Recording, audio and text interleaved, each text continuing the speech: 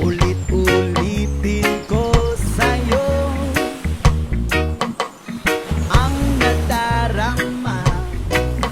Sabado ngayon kaya't naisip kong mag-ikot-ikot sa bayan ng Pantabangan sa Nueva Ecija. Nabalitaan ko kasi na bukod sa Masiway River, marami pa daw na paliguan dito sa bayan ng Pantabangan. Dahil malapit na nga ang summer, siguradong marami na naman ang naghahanap ng mga ilog at mga libreng paliguan. Ilang sandali pa nga, inarating na namin itong tipanan sa tabing ilog na sa unang tingin nga ay mabibigani ka sa payapa at tahimik nitong lugar. Marami silang mga kubo dito na pwede mong upahan na sa halagang 500 pesos lang ay maghapon mo na itong magagamit. Pwede ka rin makising along dahil meron din sila ditong video okay na pwede mong rentahan. Meron ding malawak na kitchen na pwede kang magluto ng iyong mga dalang pagkain. Meron din silang view deck sa taas na pwede kang magpahinga, magpahangin at pagmasdan ang nakakabighaning kalikasan. Ang sarap maligo dito.